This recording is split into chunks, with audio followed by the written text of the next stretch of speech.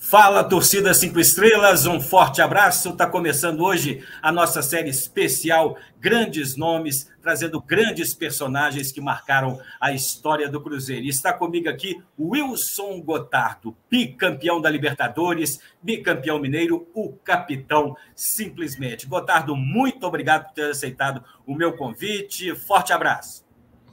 Opa, eu agradeço. Depois de longo tempo, né? A gente voltar a se falar é muito importante. Estamos com as barbas brancas, né? É um pouquinho, né, Gotardo? Só um pouquinho, né? Mais maduros também. Com certeza. Mas falar do esporte, a gente fala do antigo, do presente e também algumas coisas do futuro. Quem sabe, né? Pela experiência que a gente já tem, consegue ter algumas ideias interessantes que acontecerão.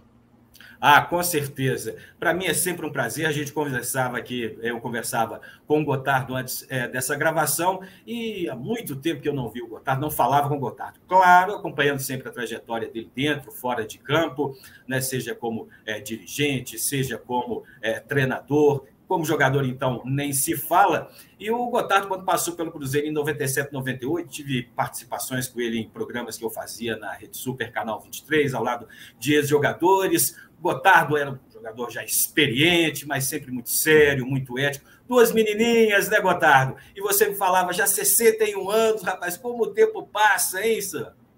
Eu vou fazer agora, né? Na época eu estava com a terceira filha, né? Que essa se tornou cruzeirense. Que a Isabela, né? Se formou em jornalismo também. Você sabe que eu quase voltei a morar em Belo Horizonte, né? Há uns 10 anos atrás, mais ou menos. Era a minha intenção de voltar numa cidade do porte de Belo Horizonte, com aquele ar de interior que é a minha cidade natal, Santa Bárbara do Oeste, né?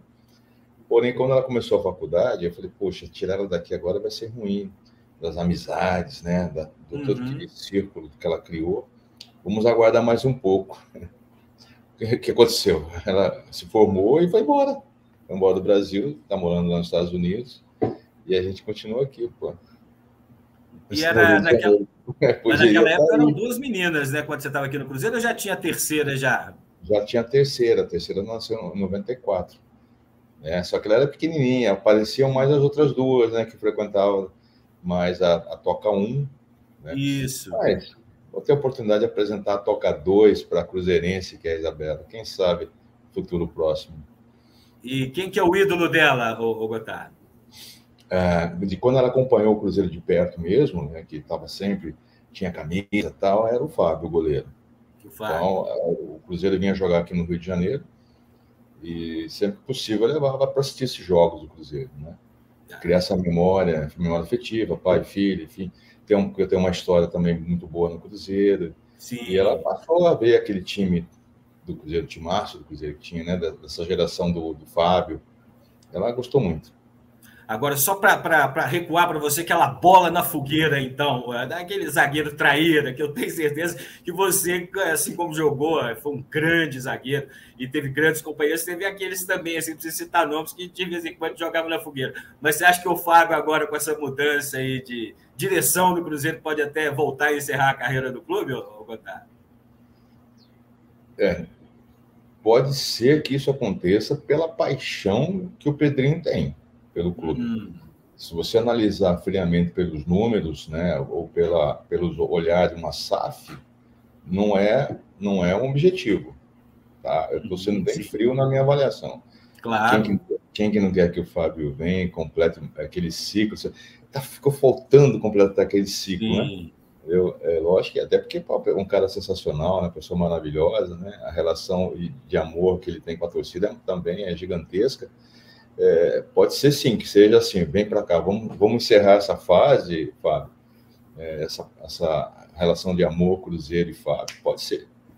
Se você analisar pelo olhar profissional, né, do que a SAF tem no Brasil hoje, eu vou ser bem, talvez um pouco agressivo em dizer que a SAF ela veio para meio que apagar o passado. Porque SAF é produtividade, é presente e futuro. Produziu, futuro bom. O passado não vai mudar nada para a SAF, não acrescenta nada. Entendeu? Mas como o Pedrinho, ele é apaixonado pelo Cruzeiro, também tem certeza que é fãzão do Fábio, Quem sabe, né? Os problemas financeiros, claro, apareceram recentemente, aí de 2019 para cá, que veio à tona aí uma série de problemas, ô Gotardo. Mas não ficou nenhum seu para receber para trás daquela época, não, né? Elas pagaram tudo certinho para você? Como é que foi? Não, sem problema. O Cruzeiro pagou tudo certinho. Não me lembro de nada assim. Foi um período que acabou, que foi um ano de 98 muito desgastante. O Cruzeiro jogou muitas partidas, muitas competições. Eu, no final do ano, tive até uma lesão da coxa direita, posterior da coxa direita. Eu fiquei fora da antiga competição, acho que era Sul-Americana, final contra o Palmeiras. Mercosul? Mercosul, né? E fiquei fora do último jogo contra o Corinthians, né? Aí entrou o João Carlos. Quer dizer, foi um muito desgastante, cansativo, né? O ano acabou para a gente praticamente dia 28, 29 de dezembro.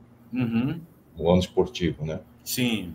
E em 99 eu voltei, assim, podendo renovar, não, e acabou que as partes se comunicaram um pouco, né? Conversaram um pouco, não renovei. Aí voltei, fui morar em Campinas, São Paulo. Em 99 eu joguei no Sport Recife. Sim. Né? E em 2000 fiquei no Guarani treinando, podendo assinar um contrato, e, enfim, as coisas foram ficando meio amarradas, eu resolvi encerrar. Foi assim. Agora, pegando esse gancho aqui, você se arrepende de não ter renovado de 98 para 99, ô Gotardo? Então, quando a gente está no meio do processo todo, você tem pouca visão, né, de tudo que está acontecendo ao redor. Eu sempre fui um cara, algo até que eu revelei recentemente, acho que foi essa semana, que eu participei de uma homenagem que fizeram para o Júnior Maestro, que é comentarista, né? Ele fez um documentário dele pequeno, tem que ser pequeno, que é muita coisa, né? Do retorno dele da Itália para o Flamengo a pedido do filho. Então fez assim um rápido documentário. O garotinho, o Rodrigo, pequenininho, pô, pai, eu quero ver você jogar no Maracanã, não sei o quê. E, pô, aconteceu esse processo todo, ele jogou, né, foi campeão da Copa do Brasil, 90, 91, eu já estava lá com ele, 92 fomos 91 campeão carioca, 92 campeão brasileiro, e foi mostrando, fazendo um retrospecto desse tempo todo. E eu fiquei 12 anos praticamente, não vou dizer 12 anos cravados mesmo, que eu não vi nada, né? Exagero da minha parte, mas 12 anos sem assistir programa esportivo. Praticamente eu não assistia nada. Mas nada. Por quê? Porque tudo que a gente fazia nunca era bom o suficiente. Então, para não aborrecer, eu não assistia, pô. Eu não estou falando só comigo, não. Estou falando de colegas também que jogavam. E quando você olhar assim, você, pô, nunca estava bom. Comemorar, você viu um programa esportivo depois de uma vitória, depois de uma conquista, depois de um título, é diferente, né, cara? Isso você acaba até vendo, porque não tem nem como não ver, né? Onde você está no meio do agito, no meio tá borbulhando tudo, né? Mas em situação normal, não vale a pena assistir. Mas quando você era jogador, você assistia? Não, estou falando quando jogava. Como jogador, isso te deu essa mágoa, então, né? Não, não era mágoa, não. Era mágoa, não. Era uma forma de prevenção, uma forma de proteção do meu emocional. E me dei muito bem. Só que hoje, como treinador, eu oriento os atletas a assistirem. Sim. Entendeu? Porque é importante, a profissão dele, é o que ele respira, é o que traz o ganha-pão, põe a comida na mesa. Né? Você consegue conhecer os adversários através da imprensa também. Então, tudo depende de como você canaliza as suas informações, correto? Hoje está muito mais dinâmico, né?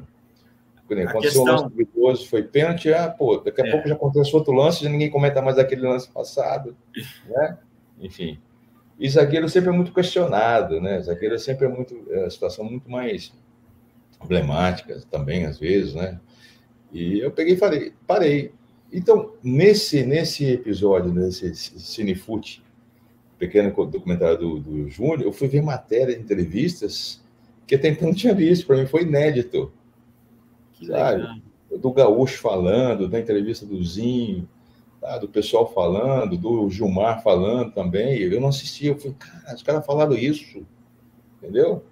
Cara, eu vibrei demais, eu ri demais, foi muito engraçado para mim, parecia que eu estava lá, sabe? Voltei nos tempos mesmo, né? Foi muito bacana. Mas eu não aconselho o atleta de futebol a fazer isso, não. Porque eu me lembro bem que eu joguei em 99 contra o Ronaldo Gaúcho, Sport Recife Grêmio lá em Porto Alegre. Os caras chegando lá, os caras falando do Ronaldo Gaúcho. Eu mal sabia quem era o Ronaldo Gaúcho. Sabe por quê? Porque eu não acompanhava a imprensa. Entendeu? Mas teve alguma crítica assim que te machucou, que te doeu para fazer assim, para tomar esse tipo de atitude ou não? É porque já era desde novo, por exemplo, assim, quando você começou no Guarani, que você surgiu, né? Foi. Começou ali no Guarani, 83 ali, né? Não, comecei no Guarani é o seguinte, eu era capitão muito cedo, muito jovem, não tinha maturidade para ser capitão. E a situação lá que aconteceu com o atleta lá, eu tomei a frente para tentar trazer a solução. E minha solução era simples, né? Aí o presidente não gostou, e aí ele falou, não, você não pode fazer isso. Eu falei, mas é o senhor que tem que fazer, não sou eu que tenho que fazer. Esse jogador precisa de uma cirurgia, pô. Ele ia ficar cego, né? Foi uma pancada no olho. Tá? E tinha um repórter lá também, depois foi trabalhar numa emissora da capital de São Paulista, e todo jogo era lenhada, né? E um dia ele veio me entrevistar e falei, cara, você só fala mal do nosso jogo, né? Todo jogo a gente joga mal, pô. Eu acho que você é ponte pretano, né? Eu falei isso para ele, cara. Cara, e foi um festival de pancada, né? Eu tomei, como é que os caras falam? Tapa na orelha, pedrada, paulada, tomei tudo quanto é lado, sabe? Aí um dia o Neto me procurou, não sei se o Neto vai se lembrar disso, o Neto hoje é comentarista da Band.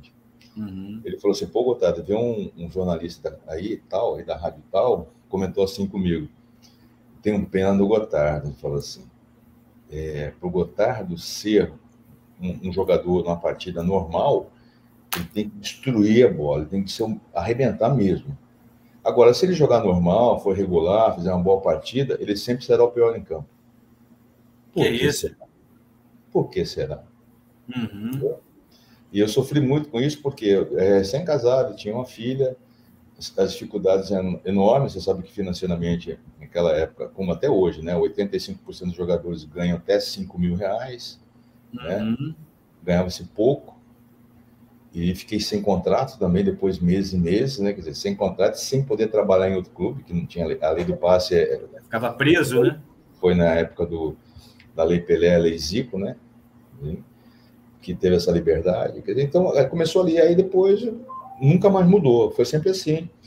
E quando eu vim para o Rio de Janeiro, aconteceu uma coisa também parecida, que essa foi demais também. No Botafogo, a imprensa um dia me criticando pra caramba. Aí o que está acontecendo que eu estou tomando umas lenhadas aqui? Não estou sabendo, né? E ainda eu assistia, sabe? Não, porque o Botafogo falou que não vai contratar nenhum atacante porque você disse que não precisava de atacante. Eu falei isso aí? Quem que te falou? Não, o diretor aqui, o senhor Emil Pinheiro, antigo, tipo SAF da época. Sim, benfeitor, mecenas. Teve um zagueiro que falou que não precisava trazer zagueiro. Quer dizer, ele falou que teve um zagueiro e vocês deduziram que foi eu. Aí eu falei que subiu, ele falou, eu falei um zagueiro, só pode parar de encher o saco de mim, pô. Eu falei, meu, mas você sabe que eu tô apanhando aqui, que eu tô sendo criticado, que eu falei pro senhor não trazer um atacante, né? A torcida não vai saber disso, eu tenho que falar a verdade, pô. O senhor não quer trazer, pô. Entendeu? Então, a partir dali eu peguei e parei, falei, não assisto mais nada, deixa pra lá. O cara vai dizer que eu sou pior em campo, no dia seguinte eu vou lá, aperto a mão dele, eu não sei o que ele falou mesmo. Como é que você tá? Tudo bem? Tá com café aqui? Aí eu fiquei assim, cara. Ou seja, mas pela sua passagem aqui no Cruzeiro, voltando, aquela saída de 98 para 99 ali, que você não entrou em acordo, você falou também que parece que não houve também boa vontade também do lado de lá, né? Não sei se da diretoria, será que faltou boa vontade? Enfim, mas você aqui em Minas, linkando uma coisa com a outra, nessa passagem sua e tal, não sei também se você tem mais algo a acrescentar sobre essa saída, mas você aqui, pelo menos, sempre foi um jogador muito respeitado, muito elogiado, e muita gente da imprensa, inclusive eu que trabalhava nessa época aqui em Belo Horizonte, como cronista esportivo, sobre o que aconteceu na final do Mundial em 97. Eu, por exemplo, achei uma injustiça o que aconteceu com você e outros jogadores. Não, não tem nada assim. Eu não sei se tá me ouvindo. Tô te ouvindo, pode falar. Ah, tá. Eu não tenho nada assim. Esse meu período aí na 98, 99, essa virada de ano, talvez assim, estava tão cansativo, né, para mim e para eles também, para o grupo da direção, o grupo dos atletas, que mal se falou numa possível renovação. Ninguém tentou, vamos tentar renovar, ou vamos prorrogar o contrato e tal. Foi assim, né? O ano de 97 foi o período da Copa da final lá contra o Borussia Dortmund, foi a opção do treinador, a opção dele. Quem era o presidente, Zezé, podia intervir, sim, ele era o presidente, né?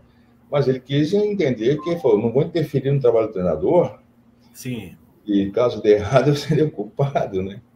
Ou mais ou menos isso, né? Vou confiar tudo e fez o que fez, aquilo ali, cara.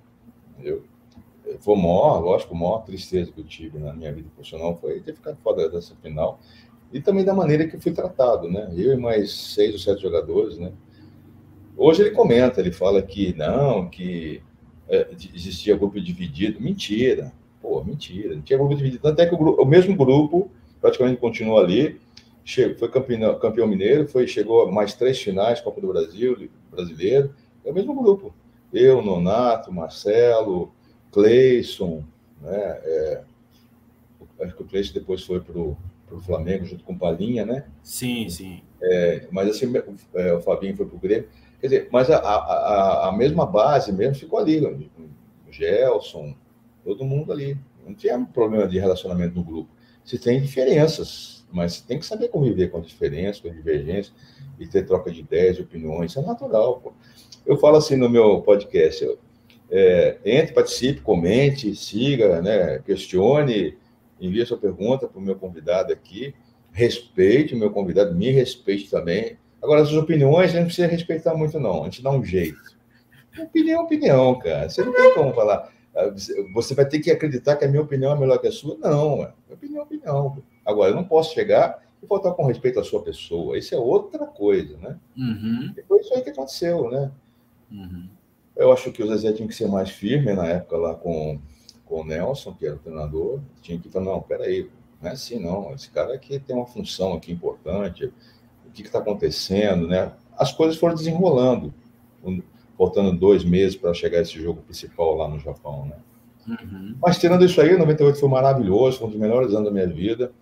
Eu fui até cogitado para a Copa do Mundo. Eu lembro bem que o doutor Lito Toledo ligou para o doutor Ronaldo, perguntou como é que eu estava, como é que ele está clinicamente. Não, está perfeito, pode convocar.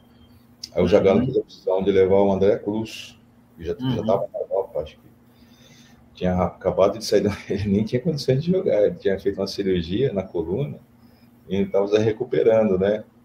Enfim, mas passou e bola para frente. Agora, daqui a pouco eu vou até voltar nessa questão do Mundial, porque você falou aí nesse time aí, nesses times de 97, 98, eu tenho algumas imagens aqui, gostaria de saber, ver, né, principalmente a sua reação aqui ao rever esses companheiros, né, essa turma aí, o Gotardo. Nossa, que massa, hein, cara? Esse time aí, ele tinha uma posse de bola absurda, era 60%, 70%, mais de 70% sobre os adversários. Eu lembro bem alguns jogos que a gente fez, e ninguém se falava nessa época de tic-tac, né?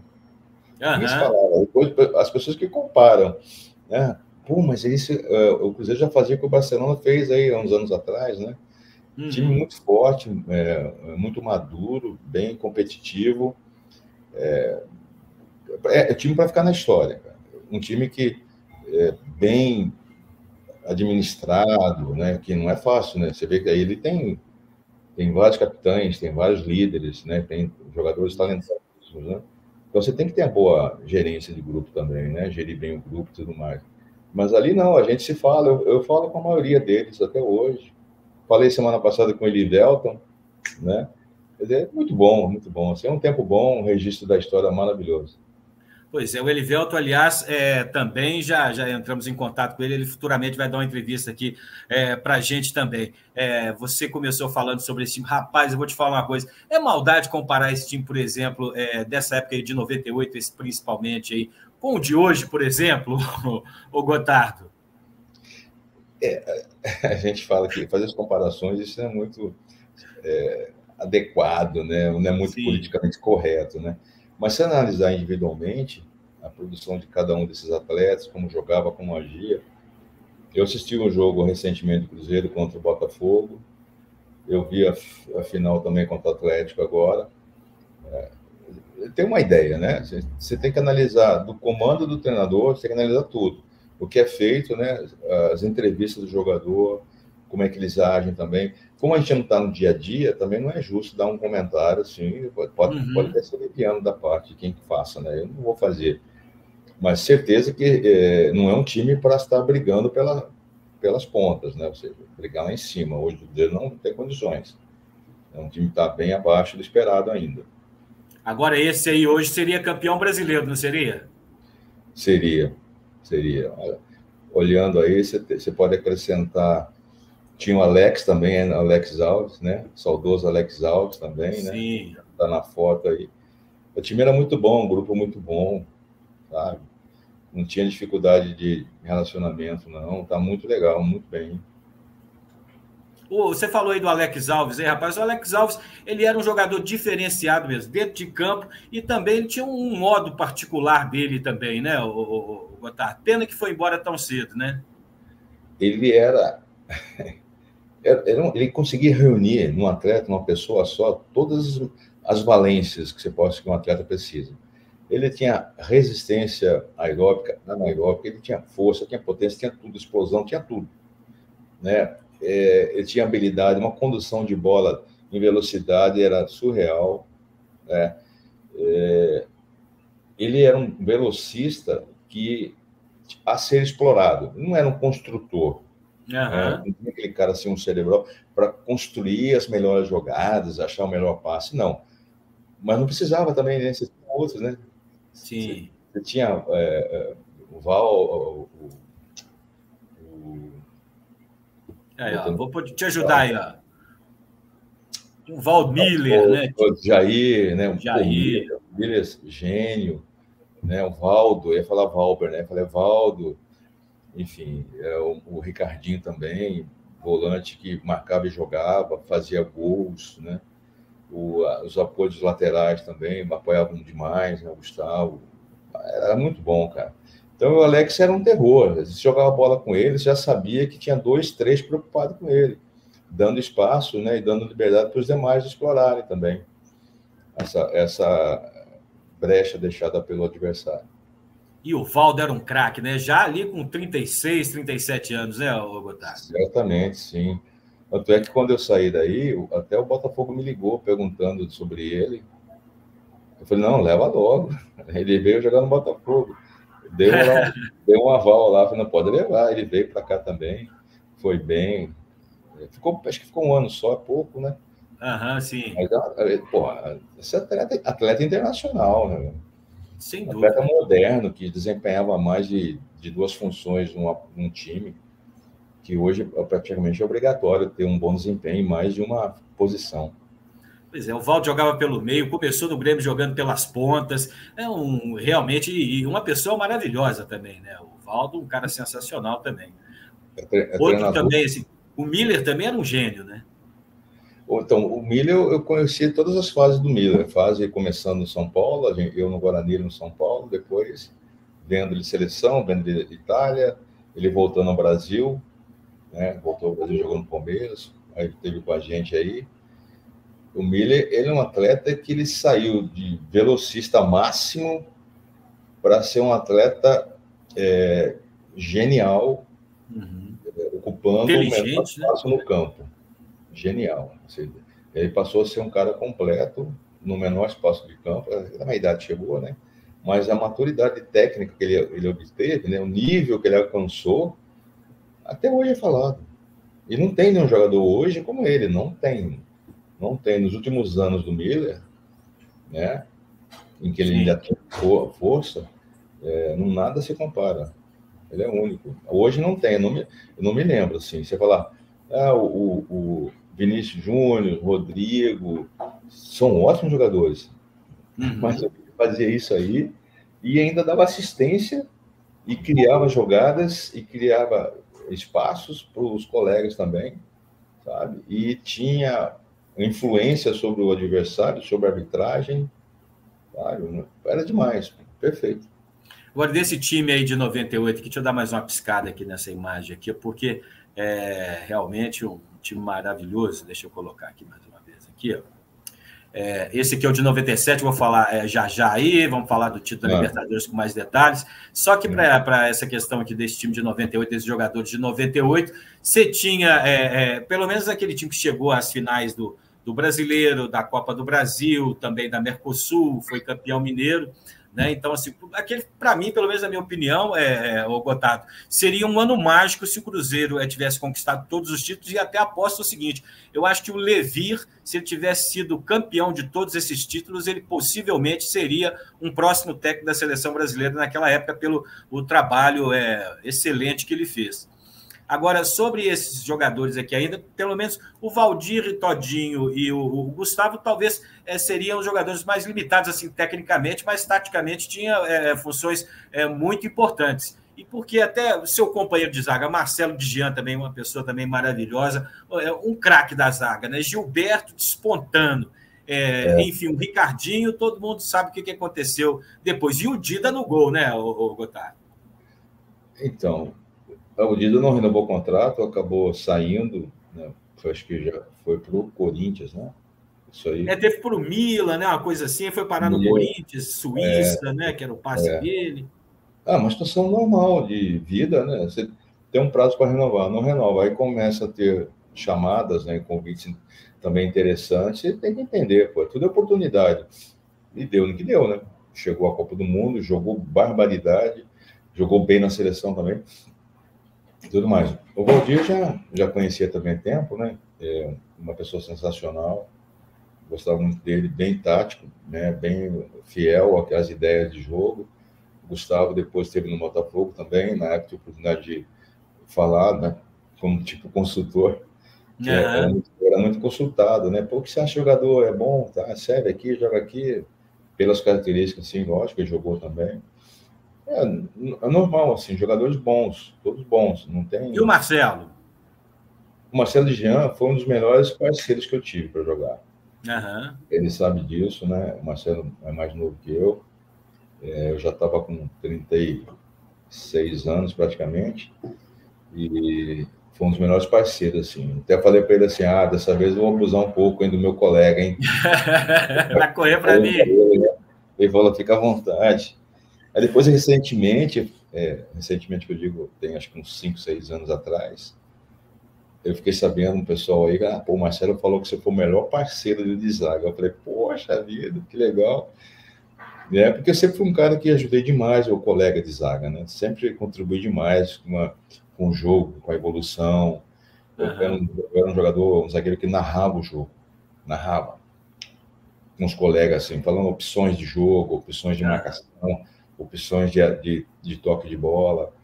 Eu não conseguia jogar calado, falava demais. Entendeu? Cornetava juiz ou não, Gotardo? Não, o juiz conversava direto, mas nunca xinguei. Eu acho que eu tive uma fase de uso de palavrões, de baixo calão, acho que quando eu era mais jovem.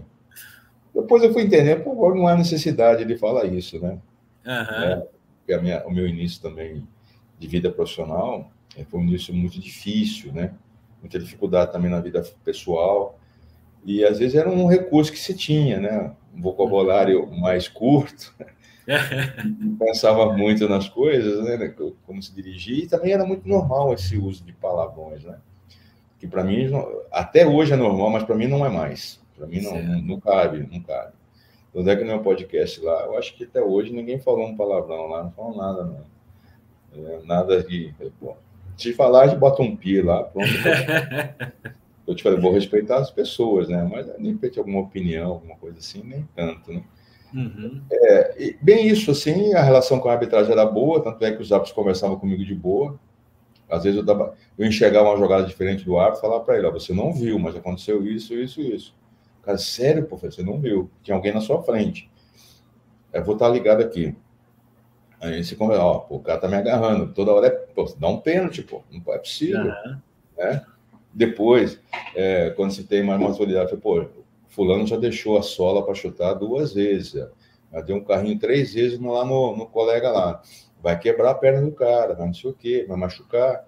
Se ele continuar assim, como é que vai fazer? Daqui a pouco ele vai tomar uma invertida, né? Aí o árbitro, você vai ajudando o árbitro a dirigir a partida, porque isso é credibilidade, isso é confiança. Isso não adquire com 1, 2 anos, você adquire com uma vida, né, de trabalho. Sim. É isso aí.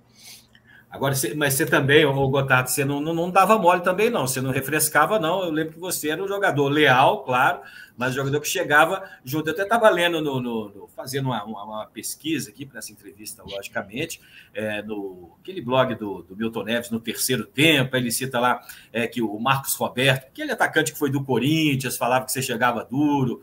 O Raí também falou que você chegava duro. Chegava mesmo, capitão? Não. Olha só, as pessoas não. O lance com o Marcos Roberto, vou explicar mais uma vez, eu acho que vou explicar até o final da minha vida. Você tem que ver o jogo todo. Infelizmente, esse jogo não existe mais, né? Você não consegue acessar esse jogo. Você tem que ver o desempenho dos atletas. O meu, dele e de outros ali. Enfim, a jogada dele foi o seguinte, ele veio, a bola era uma bola limpa, uma bola dividida, e eu dei um carrinho para travar a bola. Normal, nada demais. Meu pé exatamente no chão. Sim. O pé esquerdo é pé de apoio, né? Ele veio atrás, mas nem encostou no Marcos Roberto. O Marcos Roberto veio e deu um chutão. Sabe aquele agulhão? Você dá um chutão assim, que faz barba, cabelo, bigode, faz tudo assim. Só que aí, quando a over dividida, a bola espirrou, ela saiu. Mas na velocidade que ele veio, do chutão, o pé dele bateu na sola do meu pé. Bico assim. Aí ele teve a fratura no tornozelo. O juiz viu a jogada, deu lateral. Lateral. Deu lateral, pô, não foi nada. Foi um choque casual. Não foi nada, né? Não foi, eu não chutei o pé dele, nada. Quando houve um encontro, só que a potência que ele veio no movimento, né, a velocidade do movimento dele, o gesto, veio e bateu na sola do meu pé. Aí machucou. Quando eu vi aqui, depois que eu vi que também machucou, o doutor Milton Pocedente, era um médico do Guarani, amigo meu, que eu joguei lá, eu falei, nossa, doutor, quebrou. Cara, para mim o jogo acabou ali, eu já praticamente não tinha condições de jogar, porque eu fiquei muito triste com esse acidente, né? Dormi em Campinas, não voltei com o Botafogo, dormi em Campinas para ter a oportunidade de visitar o Marcos Roberto.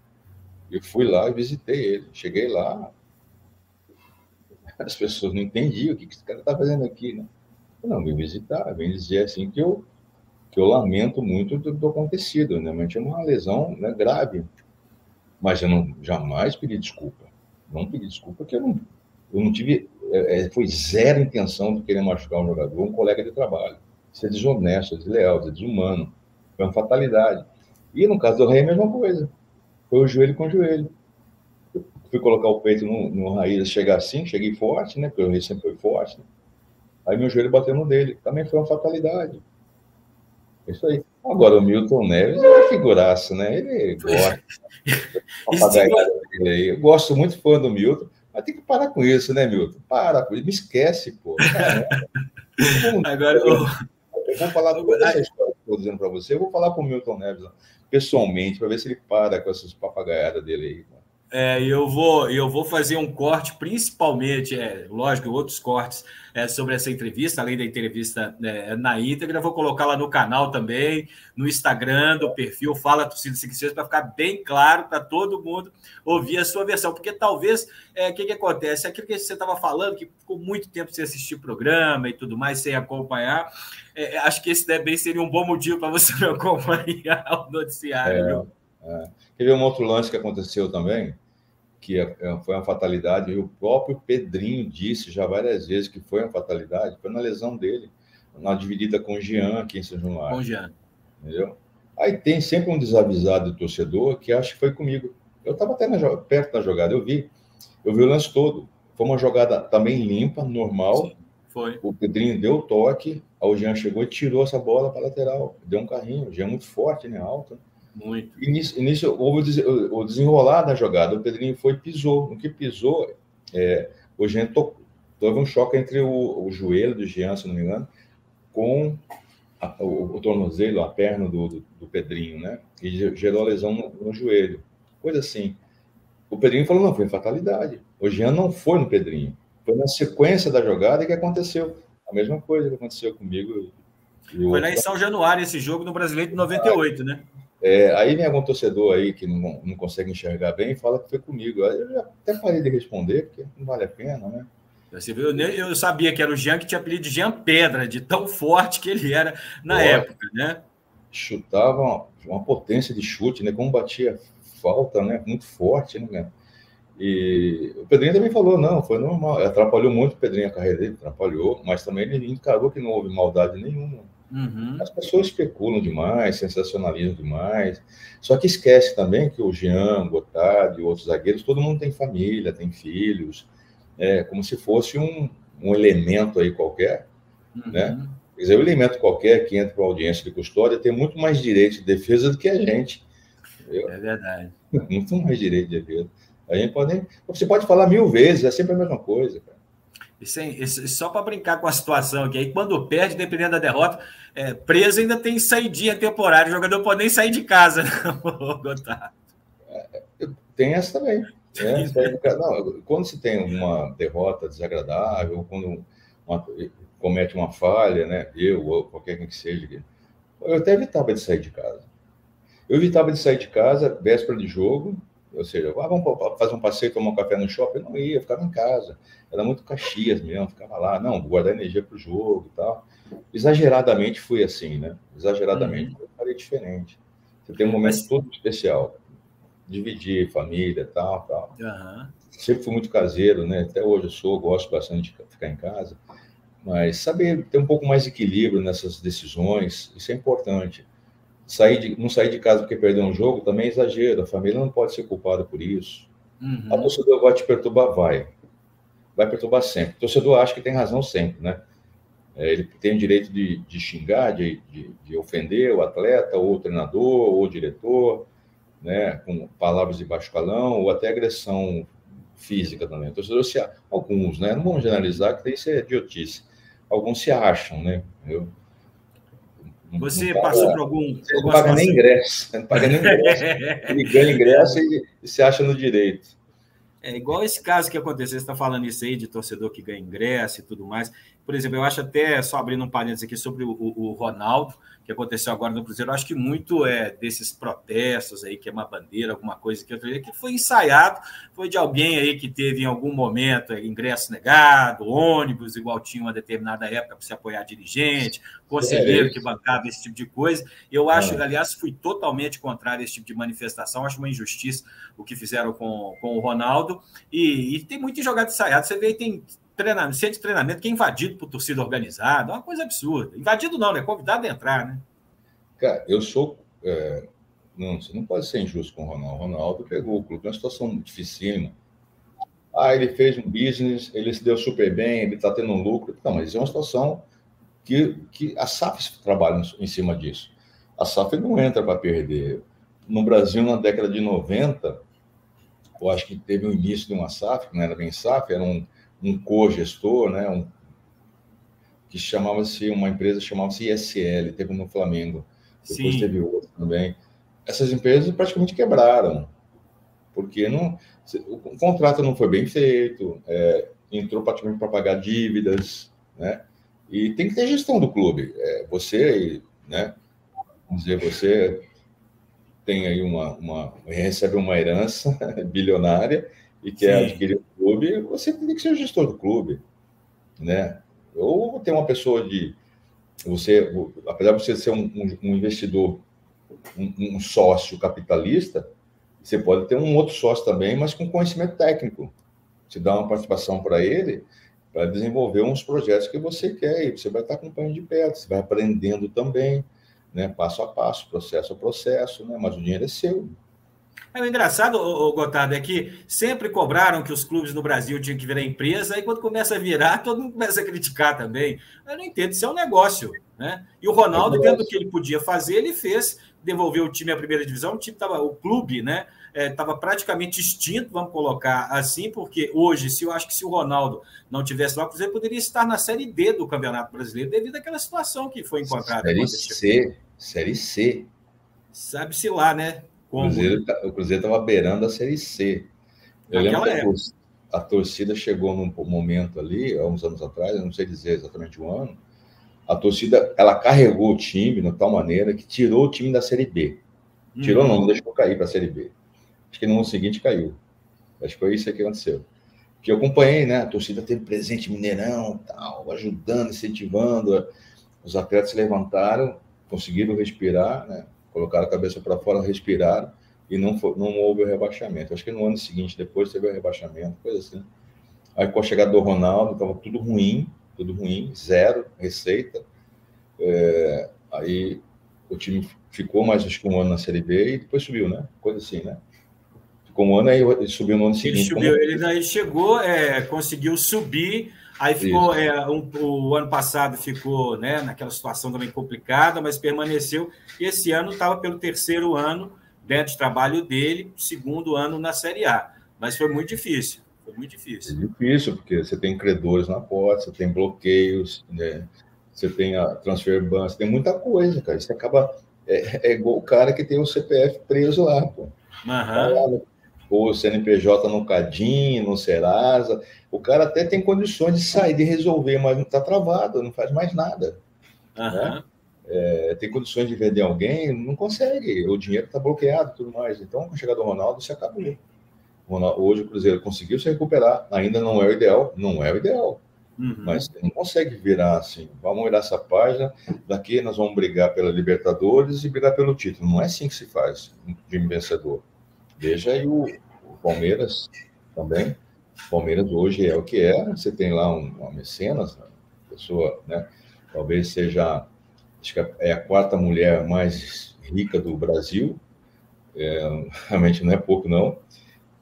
Hoje você tem um Pedrinho, que tem a paixão envolvida com um forte peso, né, financeiro.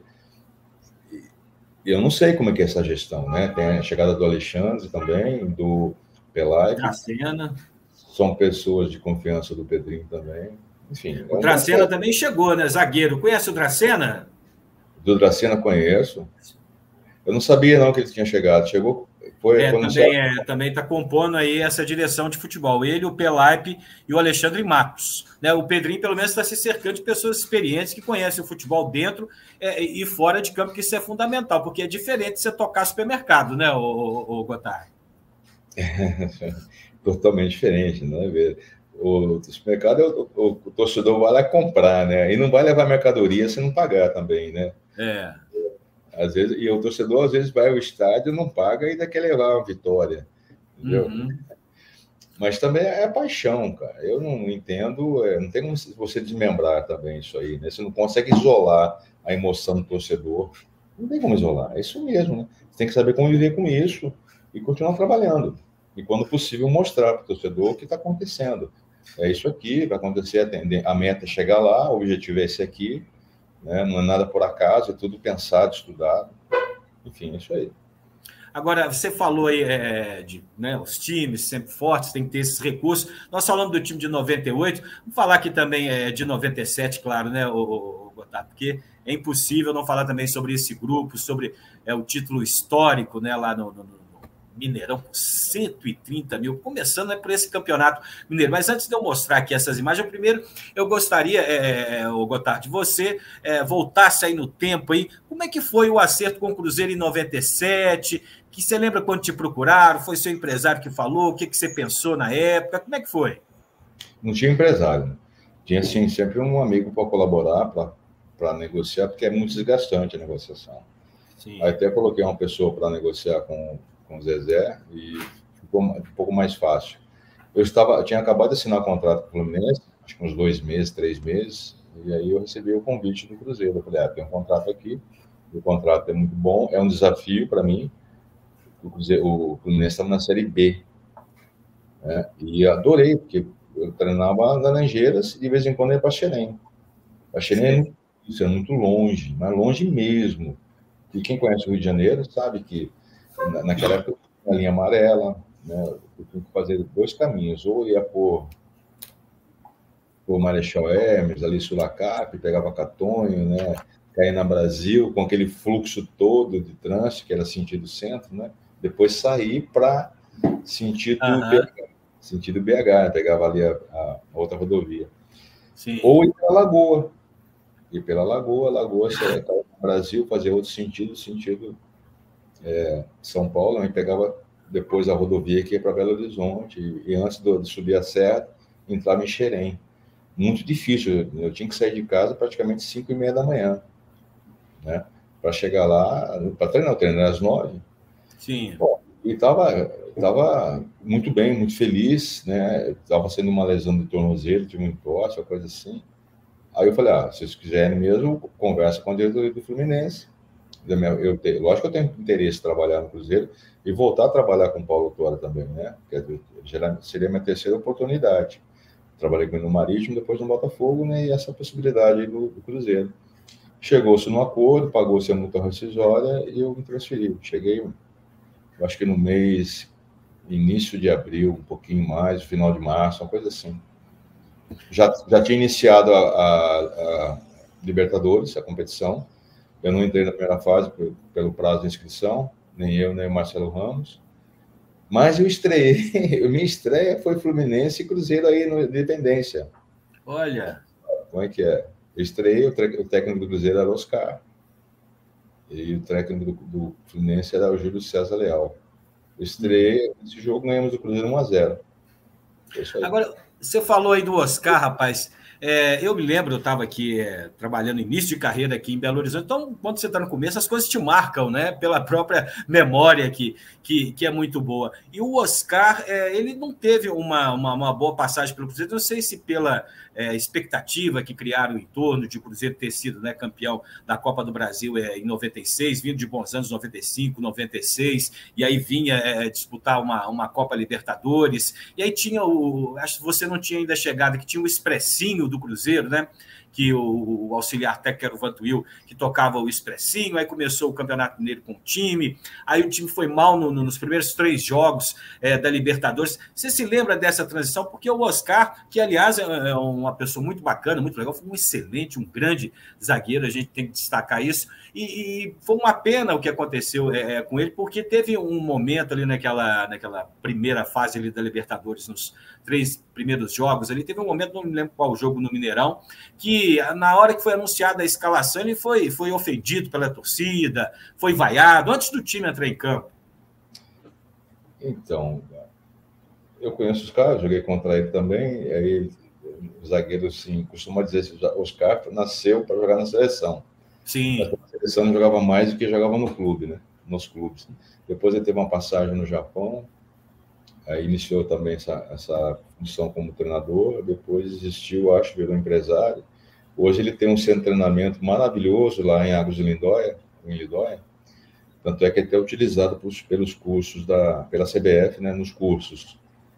Uma pessoa muito agradável, muito simpático também, um cara super do bem. Mas isso são circunstâncias da vida. Eu não sei como é que estava a comissão técnica dele. Tenho certeza que você precisa ter um certo número de staff para colaborar com o processo todo, né? com a gerência. Ainda mais nos dias de hoje, principalmente. Você tem que ter uns 3, 4 pessoas junto com você, porque é muita coisa para se trabalhar, é muita coisa para se observar, resolver, criar, contornar, muita coisa. Né? E isso aí, eu acredito que o Oscar, como tudo é imediato, né? E se tratando tanto de treinador brasileiro, está mais evidente hoje, né? Que o treinador brasileiro é muito mais cobrado que o treinador vindo de fora. Foi naturalmente mais uma saída de um treinador. Apenas isso, né? É isso aí. Agora, vamos dar uma olhadinha aqui nesse time deixa eu ver se eu consigo colocar aqui. Vamos lá, aqui deu uma travadinha aqui. Espera aí, deixa eu colocar aqui. É sempre bom recordar, né? Vamos colocar aqui o time de 97 também aqui, a final da decisão. Eu não posso usar as imagens que são da Globo e tudo mais, mas temos as fotos aí da final contra o Vila, mais de 130 mil torcedores de ida, olha aí que time maravilhoso. E também da Libertadores, enfim. Oi, dona? Oi, dona? Oi, de zaga é o Célio Lúcio. Célio Lúcio. Parceiro de zaga, parceiraço. Gelson também, né? Exatamente. Agora, que o Paulo Autuori trouxe de tão diferente que esse time deu aquela virada e jogos emocionantes, sensacionais contra o Grêmio, classificação nos pênaltis e esse momento mágico aí na sua carreira, o Gotardo? Eu trabalhei com o Paulo um pouquinho lá em Portugal e eu peguei já uma metodologia diferente, né? Chamado jogos reduzidos. E era tudo assim muito o início de tudo, né? De uma etapa diferente de trabalho. Você tem vantagens e desvantagens nos jogos reduzidos, né? Tudo depende de como você vai utilizar. E o trabalho do Paulo era isso, né? É um trabalho um pouco mais intenso, né? Um pouco mais cansativo, porém mais reduzido o tempo, não é tanto volume, assim. E quando você joga muito tempo, muitos jogos um atrás do outro, você tem que saber direcionar bem o seu treinamento para que não venha a gerar desgaste e lesões. Ou seja, às vezes um descanso, chamado treino, como o Luxemburgo falava, né? Treinamento pijama, né? Ou seja, vai descansar, meu filho. Boa. Esse é o melhor treino no momento, é descansar, né? Aí hoje em dia, não, você faz um treino ativo, regenerativo ativo, né? Ou seja, você já faz alguma coisa, pode fazer. Eu já tive experiência de fazer um regenerativo na piscina, não gosto. Uhum. Assim, parece tudo fácil, gostoso, relaxamento, mas desgasta também, dependendo do tamanho do trabalho que é feito ali, né? E hoje se faz com gelo, você fica lá imerso lá no gelo, crioterapia, enfim, para recuperar o atleta. Então, depende muito. E o trabalho do Paulo era bem isso, né? Ele tinha umas ideias definidas de jogo, de saída de jogo, de marcação, de indução com o adversário. E isso não era muito normal no Brasil ter isso, né? Era mais mesmo, não tinha muita direção assim.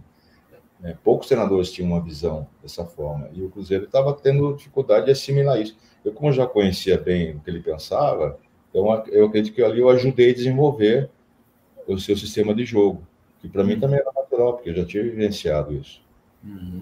E assim, o que mais marcou ali? Conta uma história. O que você nunca contou sobre essa Libertadores? Uma história de bastidores, algo positivo, principalmente. Claro que a gente está aqui sempre para destacar o lado positivo das coisas, o Gotardo. Não tem nada assim interessante, não. O Paulo sempre muito enérgico com pontualidade. Assim, tem que ter qualidade, tem que ter respeito, tem que ter trabalho. Tudo que pudesse interferir no coletivo, ele não permitia. Eu lembro na final lá contra o Sport Cristal lá em Peru, o elevador deu um problema, atrasou lá. Eu estava no quarto com o Fabinho. A gente chegou atrasado para a eleição, cara. Não, assim, para 2 minutos, né? Pô, mas cara, chegar atrasado na preleção na final, o elevador demorou para chegar, né? Sabe, faz aquelas coisas todas, né? Porque eu tinha que fazer minhas orações também. Naquele dia foi uma oração um pouquinho mais longa no quarto. E eu apostei no elevador, o elevador atrasou. Eu e o Fabinho, nós fomos 2 últimos a chegar. Nada que viesse interferir, né? Mas é chatinho, né, cara? É chatinho, né? Isso no jogo final, no último jogo? Foi o primeiro jogo lá. Ah, lá. Foi o primeiro jogo lá. Entendeu? Isso aí. Agora, aquela defesa do... Quem garantiu? Agora, mais uma na fogueira para você. Vou colocar você na fogueira aqui, ó. Traíra. Que foi mais importante? Aquele gol do Elivelton ou a defesa do Dida? São 2 pérolas. A gente não consegue. Vamos fazer um recorte, né? E encaixar um valor nesses momentos. Você toma um gol, toma 1-0 ali, lógico que você fala, pô, e agora? Como é que a gente vai fazer o nosso gol de empate? Né? É o que aconteceu com eles. Quando eles sofreram um gol, eles entraram em desespero. Talvez a gente pudesse também ter um certo descontrole. Apesar de ser um time maduro, né, poderia ter acontecido isso também. Né? Mas a defesa do Dida ela foi fantástica, foi maravilhosa mesmo. Né? Aquilo é um alerta, a gente não pode descuidar. Mesmo sabendo que eles era um time mais reativo, né? Não era um time que ia propor mesmo, porque eles deviam ter treinado muitas penalidades também, né? Nunca se sabe, porque o Dida também como referência nesse momento de penalidade, ele era também difícil de ser batido, né? Tinha que ter muita coragem para bater um pênalti contra o Dida também, né? Gelado, né, o Dida, né? Tanto é que teve um apelido lá, não sei, Iceman, né? Uma coisa assim. Por dentro ele estava explodindo mais o semblante dele aqui, assim. Uma cara de paisagem maravilhosa, assim. E o momento de erguer essa taça, foi um mau momento da sua carreira, ô Gotardo? Foi assim, um sonho realizado, uma competição mais importante no cenário, lógico.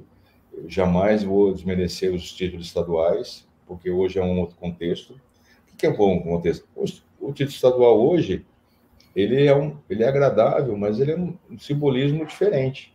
Sim. Quando você tem Copa do Brasil, Sul-Americana, Mercosul, um monte de coisa, que te rende 50, 60, 70, 100 milhões, o que o estadual representa perto disso? Nada, nada.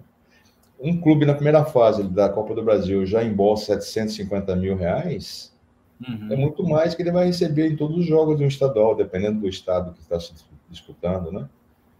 Então, mas só que numa época em que se era mais ovacionado, mais querido, né, mais comemorado pela torcida, até porque as outras competições mal existiam, tinha um outro peso. Então eu tenho assim como marcante no meu coração. Os brasileiros sempre são, mas o estadual que eu tive na quebra do jejum do Botafogo, 89, também foi maravilhoso, e obviamente a Libertadores. Agora, o Gotardo, aí foi campeão mineiro, foi campeão da Libertadores, aí naquela época ainda teve a Copa Centenário, que foi um time alternativo que disputou, né? E chegou no Brasileiro, a coisa deu uma desandada ali, por quê, hein? Você está falando do ano de 97. 97.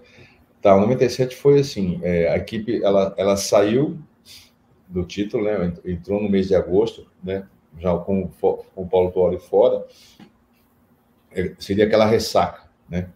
Aquela ressaca de uma competição, a equipe demorando para engrenar, né? E os jogos acontecendo, teve uma queda de desempenho físico também, né? Por muitos erros, erro pessoal, erro profissional, a equipe começou a sofrer bastante nesses jogos, né? Empatou bastante também, né?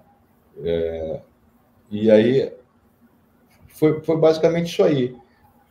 Teve também a troca de comando, e a troca do comando foi se esperava uma coisa, mas já aconteceu outra, que isso é notório, é só você ver. Ele veio, implantou a ideia dele, escalou o time que ele queria, que é normal, o treinador tem direito de fazer isso, né? Mas foi isso que aconteceu.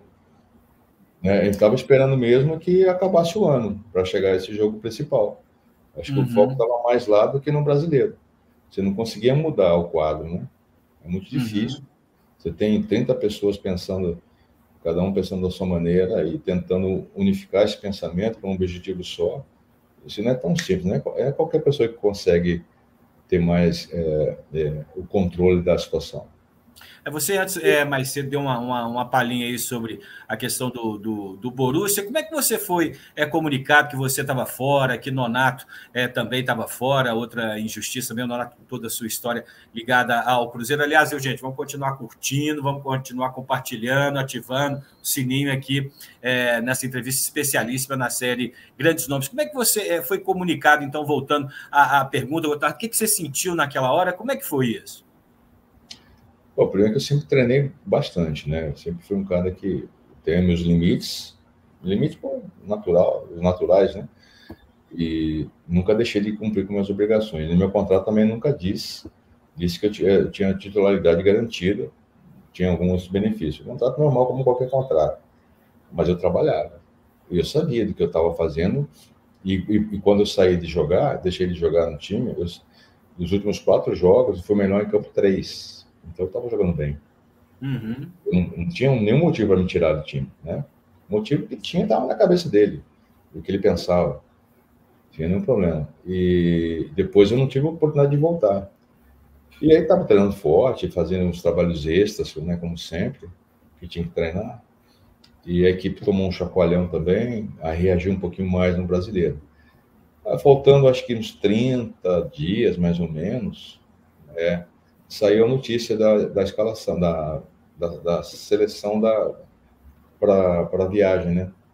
Acho que a torcida estava falando, pressionando, querendo, a imprensa também pressionando.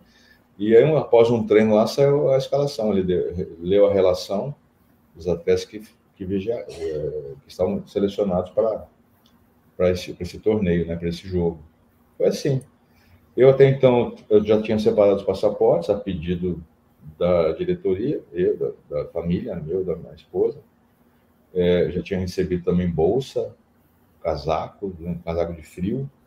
Tinha feito um treino na UFMG, na universidade, né? Isso. Federal, né? UFMG. Um treino lá com o professor, um treino num ambiente bem gelado lá, né? Tipo um freezer. Assim, eu estava achando que estava com condições de viajar, assim, pela situação. Mas no meu coração eu estava sentindo já um pesar. Falei, não, isso para mim é um engodo, isso é para tentar criar uma ideia em mim, né? É um engodo. Quando é que aconteceu isso aí? E até hoje eu tenho esse casaco aqui. Está guardado esse casaco comigo até hoje. Caramba, rapaz. Eu achei desonesto, não precisava fazer isso. Vamos dar um casaco, uma bolsa para ele aí, para segurar a fera, que depois ele vai ficar de fora mesmo. É mais ou menos isso aí. Eu não era menina, né, cara? Uhum. Besteira. E como é que repercutiu na época lá a contratação do Donizete, do Bebeto, né, do Alberto, lateral direito, e do Gonçalves, né, que acabou sendo quem que a gente esperava lá, pelo menos como cruzeirense? Não, claro, sem nenhum Bebeto foi seu companheiro, também uma pessoa, um grande jogador de seleção brasileira, assim como você também seguiu a seleção brasileira, que era o Gonçalves, né? Então, amigos, eu conheço todos eles. O Alberto Valentim joga contra. E o Alberto Valentim tinha feito um campeonato maravilhoso pelo Atlético Paranaense, né? Lateral, depois você viu a história dele. Foi a seleção, jogou na Itália, tudo isso, né? E o Gonçalves, tranquilo, parceiro de zaga legal, fizemos uma dupla muito boa ali no Botafogo. O Pantera, então, era um monstro, foi um monstro em 95. E o Bebeto era histórico dele também, campeão do mundo, né? Jogador também inteiro, não tinha nenhuma lesão. Você chega, tem um nome mundial. Uhum. Tudo bem. O Gonçalves veio falar comigo também depois, né? Aí ele soube que eu não ia jogar, ele soube que eu estaria fora da relação.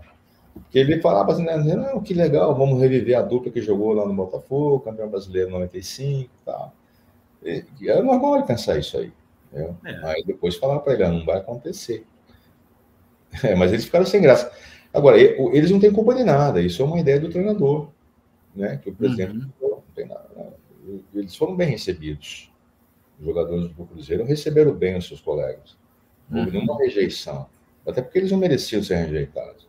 Profissionais, dedicados, vencedores, não tinha nada contra eles. Desde o primeiro dia até o último. E até hoje, né?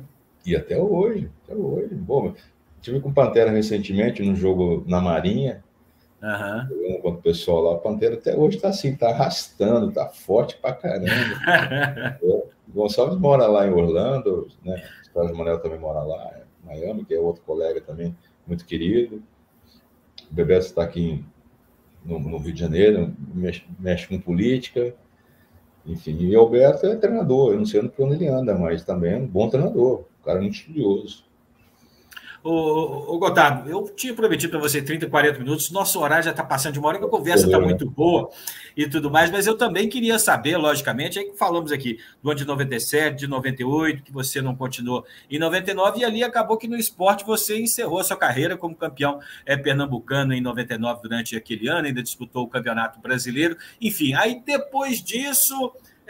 você até já deu um toque, falou que deu umas espaçadas e tudo mais na carreira. Como é que foi de lá para cá? Aí foi administrar seus negócios, ficou um tempo longe do futebol, voltou. Como é que foi, Gotardo? Umas decisões equivocadas que eu tive, né? Eu encerrei a carreira, eu estava em casa, do Guarani, aí eu parei de treinar no Guarani, já que não estava assinando o contrato. Surgiram algumas propostas que também não achei interessante. Na época não era. Hoje seria bem interessante ter jogado alguns outros campeonatos estaduais e posteriormente Série B, né? Não me lembro exatamente desses clubes, qual série estava, ou séries. Aí foi um erro ter feito isso. Aí deu um intervalo, fui fazer outras coisas dentro do futebol. Uma delas foi quando descobri o Ramires, fui agente dele, até ele veio para o Cruzeiro. Aí quando ele foi para o Benfica, Chelsea, eu parei de agenciar. Era para ter parado antes. Mas quando eu descobri ele, eu falei, agora o que eu faço com esse fenômeno aqui, né? Eu vou ficar mais um pouquinho. E eu já tinha curso de treinador no Sindicato de São Paulo, aí fiz o curso da CBF, 2013, mais ou menos 2014, fui fazendo os cursos todos, eu tenho licença própria. Ou seja, esse ato que eu criei, isso foi prejudicial, né, para eu estar emendando os meus trabalhos, né, a minha transição de atleta, ex-atleta, já encaixar num grupo, né, de trabalho diferente. Fiz curso de gestão também, então não tenho dificuldade de trabalhar nessa zona, assim, como tem o Dracena, né, ou tem o Pelai, eu me sinto muito à vontade. Por quê? Porque é aquilo que eu vivi a minha vida toda, né? Então, ou ser treinador, ou ser um auxiliar técnico de um grande treinador também, isso aí não é um problema. Eu entendo que a hierarquia, eu entendo que está fidelizado uma ideia, eu entendo que questionamento também faz parte para que tudo funcione bem. Então, não tem nenhum problema para isso aí, né? Só que nesses intervalos que eu fiz, eu comecei a falar muito não. Isso é ruim. Perdi a sequência, né? Mas, enfim, Deus é maior, a soberania de Deus está acima de qualquer ideia, qualquer verdade, né? Então, os planos de Deus são perfeitos para mim. Se os deles encaixarem para mim, é o que eu quero. Se os planos não são ideais para mim, e contrário ao que Deus pensa, que é a minha fé cristã, então não quero que meus planos sejam realizados. Agora, quais foram as dificuldades que você enfrentou nessa carreira como treinador? Passagens aqui por Minas Gerais, e com certeza a gente não pode deixar de falar também que você viveu um momento muito difícil, né? Lá no Palmas, quando o presidente do clube e os jogadores morreram, 4 jogadores, inclusive o filho do Marinho, né? O Marinho que jogou pelo Atlético em 2006, foi artilheiro da Série B, um grande jogador também, o Marinho, uma ótima pessoa. Por sinal, foi jogador do Cruzeiro, não chegou a jogar porque teve um problema médico lá, enfim, o Marinho depois até tirou essa diferença jogando aí pelo Atlético, deixando aqui um abraço para o Marinho e para toda a família dele. Como é que foi? Isso foi uma tragédia, né, o Gotardo? Isso aí é algo dificílimo de se comentar, de se conversar até hoje para mim. O Lucas Meira, o presidente, tem então 33 anos, ele me convidou, por indicação de um empresário, vem para cá, quero te apresentar meu clube, né? Falei, pô, Palmas, né? Palmas não existe no cenário do futebol. O Campeonato Tocantinense até então, ninguém comentava nada. Fui para lá e falei assim, a minha ideia é construir um centro de treinamento, eu quero isso, eu gostaria que você fizesse parte. Eu falei, estou dentro.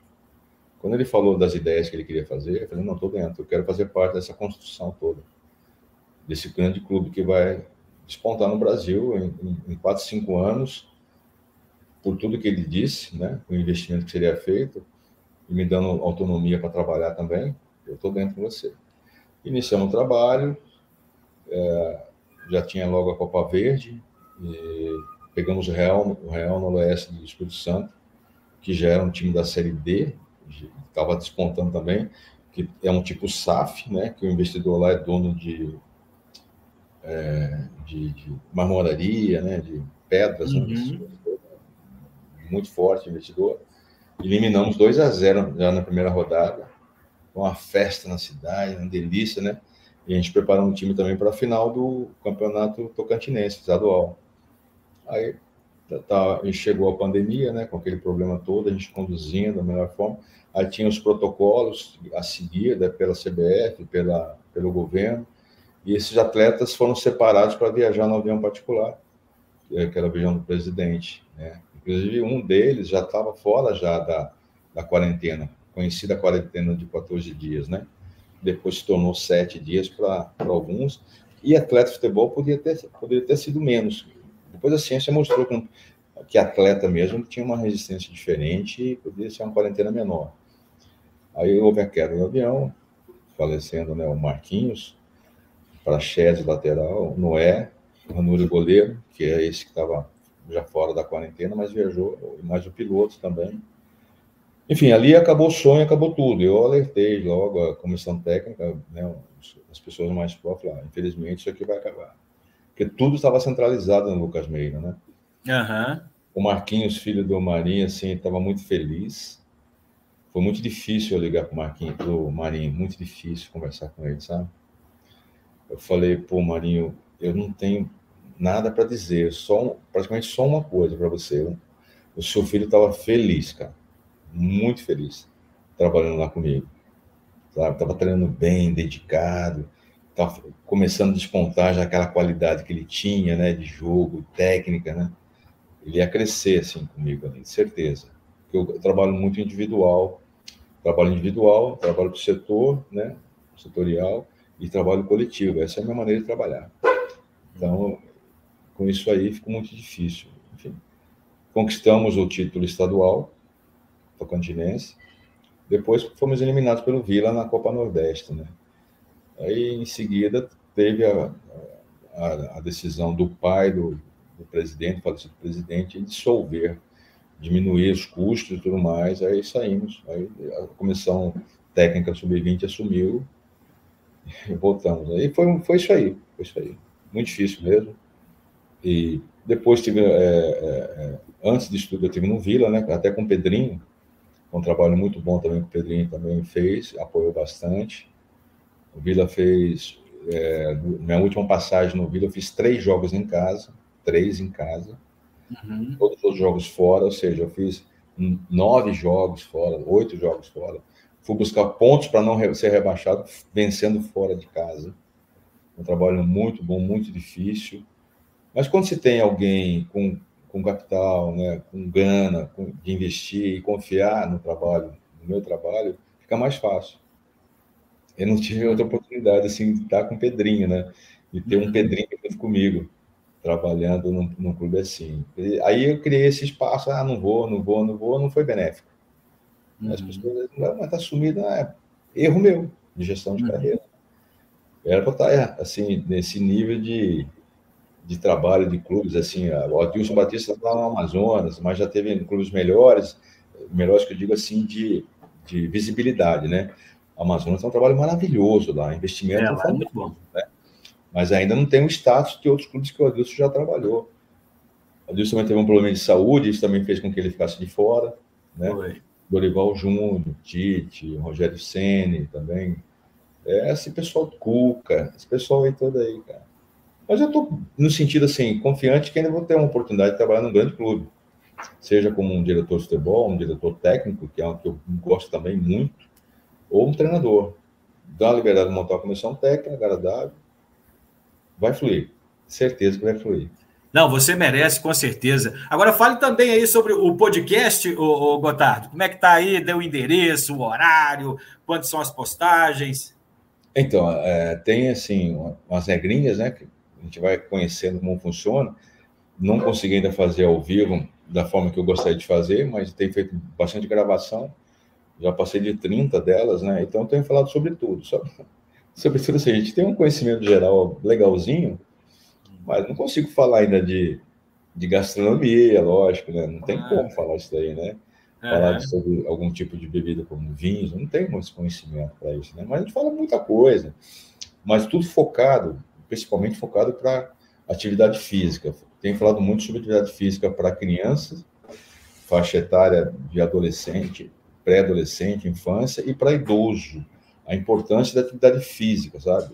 Isso é sério. Nós temos hoje 14% dos nossos adolescentes são sedentários, 15%. É muita gente, é muita criança parada, só na frente de uma tela do computador, de um celular.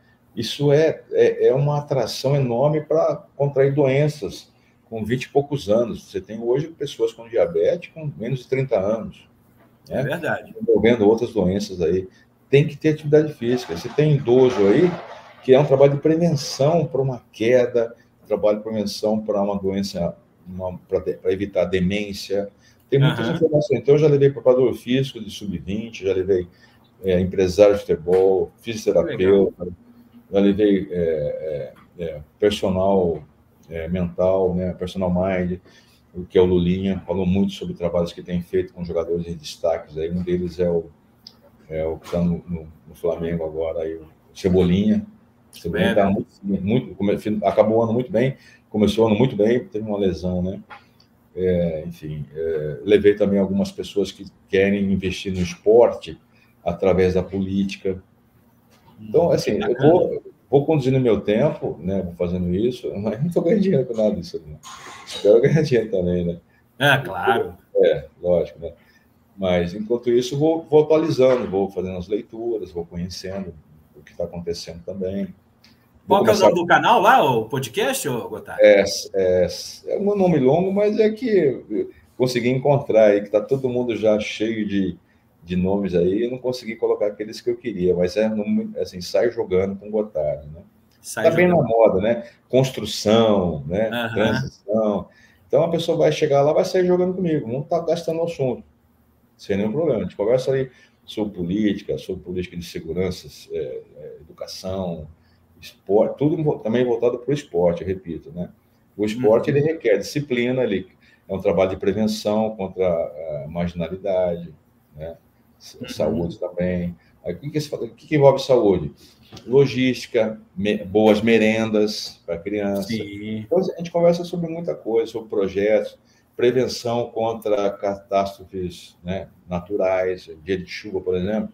Você tem locais, assim, são locais indicados que a luz vermelha acende, né? Cuidado. Aí eu provoco essa resposta aos meus convidados também. Assim, é um conteúdo bacana, não é um stand-up. Vai querer que eu fique contando piadas lá, só rindo. Faz quem gosta, quem quer. Não é o meu perfil de ficar contando. Conta aí, um caso agora aconteceu lá no trem, lá no Japão. Pô, cara. Né? O Amaralzinho que é rei, né? Esse é fera. Amaralzinho, assim, um dia eu já falei com ele já, Amaral, você vai lá? Pô, lógico que eu vou, pô. Opa, bateu a porta que é o vento. Falei, Amaral, é 0800, não tem cachê, não. Não, pô, não, você é parceiro, pô. Porque o Amaral, ele é um profissional hoje, né? Eu acho que o cara mais simpático hoje no Brasil é o Amaralzinho, né? Olha, deve estar ganhando mais dinheiro hoje do que quando jogava, viu? Ele está se divertindo mais. Não, acho que não diverte tanto, né? Quando se jogava, divertia mais, né? Mas é um cara sensacional. Eu tive com ele no jogo de areia aqui, que foi um beach soccer, né? Foi muito legal também. Muito agradável. Enfim, mas a gente fala assim dessas coisas todas, né? Tem um dose de humor, mas moderadamente, né? Ô, Gotardo, nós estamos chegando aqui ao final da nossa conversa. Um ping-pong rápido aqui. Melhor time que jogou, o Gotardo? Botafogo, Flamengo ou o Cruzeiro ali daquele 98, enfim? Foram 3 grandes, 4, eu posso acrescentar 89, ou até 5, 89, Botafogo 90, Botafogo 95, Botafogo 98, Cruzeiro, 92, Flamengo. Assim, são bem diferentes um do outro, né? 92 Flamengo, muita juventude subindo, vencendo tudo na base e sendo colocado lá em cima 12, 15 jogadores da base. 89 Botafogo, jogadores cascudos, preparados mentalmente para a quebra do jejum. Em 90 veio a juventude, a técnica de Carlos Alberto Dias, do Valdeir The Flash, enfim, uma equipe muito forte também, que foi campeã estadual. 98, 95, o Botafogo, uma equipe com um conhecimento tático de jogo absurdo, sabe? Uma leitura rápida de decisões, de dinâmica de jogo absurda, assim. Algo assim que se mantivesse aquele time nos próximos anos, era campeão Libertadores, campeão até mesmo do torneio. Fez um trabalho sério mesmo, assim, de preservar aquilo e investir um pouco mais, né? E o 98 do Cruzeiro, aquele time elegante, bonito de se ver, injustiçado pela história, pela não conquista. Certeza que naquele time era melhor que o do Corinthians, melhor que o do Palmeiras, certeza que era. Mas circunstâncias de jogo, de momentos, não conquistou. Só para abrir um parênteses aqui nesse ping-pong aí sobre 98, você falou questão de jogo e tudo mais. Chegaram a falar que, porque o Valdir Todinho que não jogou ali na reta final, nos últimos jogos finais, aí colocou o Marcos Paulo, era uma coisa assim, que o Levi devia ter segurado mais o time, que perdeu o título no jogo aqui em Belo Horizonte. Na reta final, dava para perceber um cansaço, visível cansaço, desgaste. Aquele time jogou muito, viajou muito. Jogou Libertadores, jogou muitas, foi para o Chile várias vezes, foi muito desgastante. E quando você tem esse desgaste de logística, de viagem, de jogos, você tem que fazer trabalhos regenerativos, né? A ciência não é tão evoluída como é hoje, né? Mas também você tem a questão do feeling, que é o que eu valorizo muito, a intuição, percepção, feeling, né? Eu gosto muito disso. Isso, para mim, é tão importante quanto a ciência. E, às vezes, até mais importante que a ciência. Porque a ciência, ela trabalha também em cima de possibilidades. Vai acontecer. Né?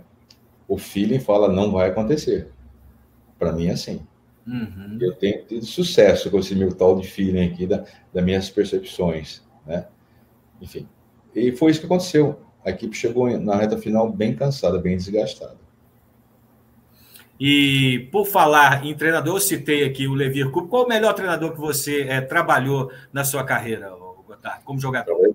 Trabalhei com vários treinadores em ciclos diferentes, períodos diferentes de métodos, de visão de jogo, de ideias de jogo, tudo isso aí, né? Mas quando eu falo de um treinador que já era muito avançado para o seu tempo, eu falo de Enio Andrade. E também eu sei que é muito querido no Cruzeiro também. Sim, sim. Então, assim, eu não estou dizendo que os melhores treinos do Enio são melhores que os treinos de um treinador hoje, já citados aí, né, ou do próprio Paulo Tuori, que foi meu treinador. Mas, no contexto todo, né, que se envolvia, ele era muito diferente. Então, foi assim, vários grandes treinadores, mas ali, para mim, na minha vida, foi ele, foi top. Seu melhor companheiro de zaga, Gotardo, quem foi? Difícil, hein? Falei de Jean, que foi um dos grandes. Aí tem Julião, Júlio César, Negão, Fortão. Sim, da Copa de 86. Ricardo, Mauro, Gonçalves. Joguei com vários, assim, sabe? Pô, Célio Luz também foi parceiraço, Gels também. É difícil você falar assim, eu tenho um zagueiro que eu joguei com ele, eu tinha 17 anos, lá no União Avarense, chamado Dimas. Ele é de Piracicaba. Cara, para mim, aquele cara foi fantástico também, quando eu comecei a jogar. Foi um ciclo diferente na minha vida. Era garoto, né? Ele já tinha uma certa malandragem também, já tinha 27 anos, 28 anos, né? E até hoje a gente tem amizade, a gente se fala aí de vez em quando. E o melhor atacante que você marcou? Quem te deu mais trabalho ali, hein, Gotardo? Todos eles dão trabalho, na verdade. Se basta ser jogador que pensa o jogo, né? Consegue reunir velocidade técnica, né? E seu posicional seja bem interessante, às vezes não precisa nem ser rápido, mas se posicionar bem, já dificulta. Porque ele gera dúvida. Opção para o time dele gera dúvida no sistema defensivo, né? Mas, assim, os marcantes mesmo são os já muito falados aí. Né? O Careca foi, para mim, assim, dentro de todo o processo dos anos, das décadas, né, que eu vivi e pude acompanhar outros também, década de 70, como torcedor, né, como admirador de futebol, ele sempre fez diferente. Aí você vai falar assim, mas o Ronaldo Fenômeno, pô, joguei contra ele uma vez só também. Seria dificílimo marcar o Ronaldo Fenômeno também. O Adriano Imperador também seria um embate bom mesmo, sabe? Uma ideia que, assim, eu fico pensando assim, pô, como é que eu seria jogar contra o Imperador? Né? Como é que seria jogar contra um outro atacante do momento? Romário, como é que... Donizete Pantera, né? Romário, sim, jogador leal também, personalidade muito forte, muito agressivo tecnicamente, finalização dele beirando ali os 34% de aproveitamento, que é muito alto, isso é alto demais. Isso é coisas da minha cabeça, que eu fazia essas contas malucas aí, né? Então, 34% é muita coisa, você tem que ter atenção. Aí a cada 3, uma entra, né? Pois é, 33, né? O Miller, por exemplo, também foi assim. Eu peguei atacantes grandes, fortes, peguei baixos, rápidos, né, técnicos, de tudo, né? Então você tem que encaixar, lógico, a sua maneira de jogar de acordo com as características do adversário. Você não pode falar, não, seja o que for, vou botar no bolso. Não é assim, não bota no bolso. Entendeu? Aí você está criando um jogo seu. O jogo é coletivo, não é individual. Então eu não gosto de zagueiro que tenha um jogo voltado para o jogo individual, ou seja, só dele. Se cria um jogo dentro de uma partida. Não, não pode. Você tem que ter um jogo coletivo. Ô, Gotardo, para a gente encerrar, deixa uma mensagem aí para o torcedor do Cruzeiro que sofreu tanto nos últimos anos, né? Continua aí um momento sempre efervescente, aí, muitas emoções nos últimos tempos, principalmente torcedor. O que você deixa de palavra para ele? Inclusive, registre aí, por favor, o seu momento inesquecível com essa camisa.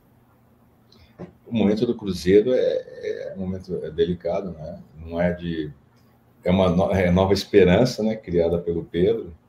É um momento que o talento todo que o Pedro tem, né? E que esses atletas têm, se não trabalhar, não funciona. Ou seja, o talento ele só é superado